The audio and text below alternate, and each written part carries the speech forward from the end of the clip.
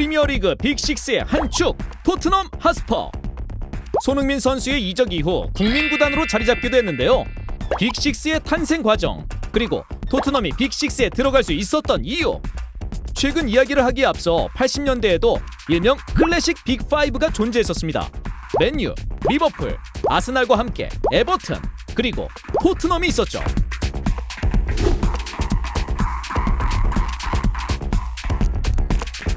물론 토트넘은 당시 리그 우승과는 거리가 있었지만 60-61 시즌 잉글랜드 클럽 사상 첫 더블, 1963년에는 잉글랜드 클럽 최초 UEFA 위너스컵 우승 등으로 가치를 인정받았었습니다. 또한 글렌 호들, 그레이엄 로버츠와 같은 젊은 선수들과 함께 80-81 시즌, 81-82 시즌 연속 FA컵 우승 트로피를 따내며 존재감을 유지했죠. 이로 인해 빅5에 포함되기는 했지만 현재 토트넘과 관련된 이슈만큼 당시에도 토트넘 대신 노팅엄 포레스트, 아스톤 빌라가 들어가야 한다는 의견도 있었습니다. 여하튼 토트넘은 빅클럽의 신인 멤버가 아닌 돌빅이라는 점 짚고 가고자 합니다.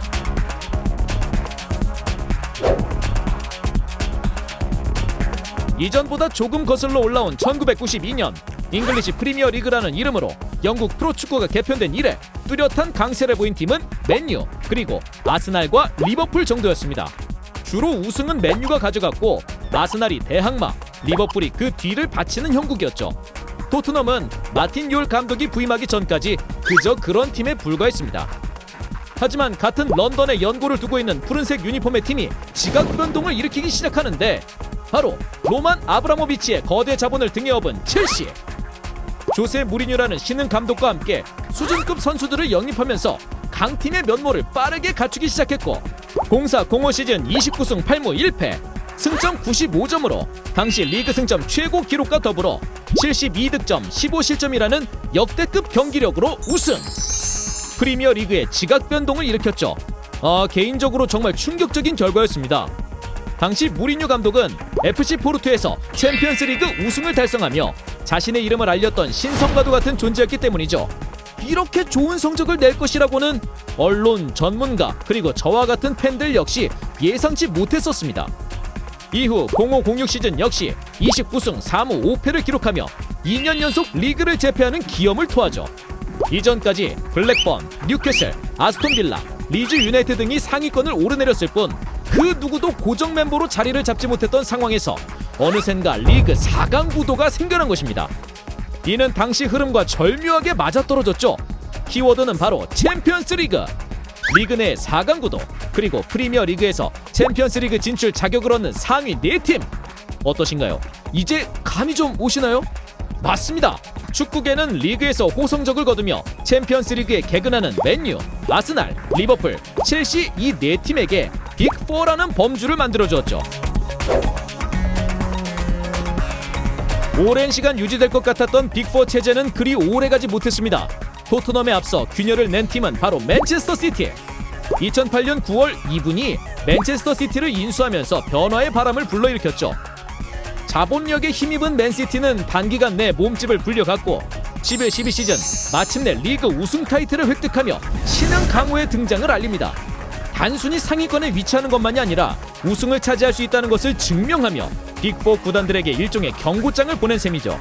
이로써 빅5 체제가 만들어지나 싶었지만 다른 곳에서도 승전보가 들려왔습니다. 바로 조용히 성장을 도모하던 토트넘이었습니다. 09-10 시즌 프리미어리그 개편 이래 처음으로 4위를 차지하며 세간의 이목을 끌었죠. 이때까지만 해도 오라는 감탄사보다는 설마라는 의문 부호가 붙었지만 이내 11-12 시즌 가레스 베일, 루카 모드리치의 맹활약과 함께 다시 한번 4위를 기록하며 의문 부호를 느낌표로 바꿔가기 시작합니다. 동시에 토트넘을 실질적으로 이끌고 있는 다니엘 레비 회장이 사업 소환을 발휘하죠. 합리적인 경영을 모토로 선수 구매와 판매를 반복하던 레비 회장은 상위권의 면모를 갖추기 위해서 노력을 기울였습니다. 꾸준한 전력 보강과 함께 12-13 시즌 5위, 13-14 시즌 6위에 머무르며 아쉬운 모습을 이어가자 사우스햄튼에서 좋은 지도력을 보여준 마우리시오 포체티노 감독을 선임. 이는 토트넘이 빅6 체제를 형성하는 데에 시발점이 됩니다. 포체티노의 첫 시즌은 5위로 막을 내렸지만 가능성을 볼 수 있었을 만큼 훌륭한 경기력을 뽐냈죠. 그리고 마침내 15-16 시즌 파란을 일으킵니다.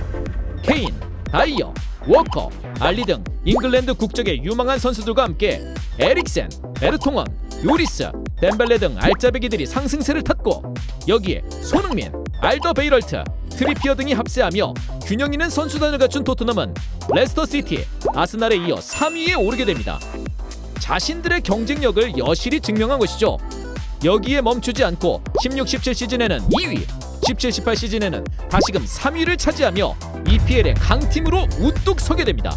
알더베이럴트, 베르통원으로 이루어진 벨기에 중앙 수비 라인에 일명 데스크라고 불렸던 케인, 알리, 에릭센, 손흥민이 파괴적인 득점력을 자랑하면서 빼어난 공수 밸런스를 갖췄죠.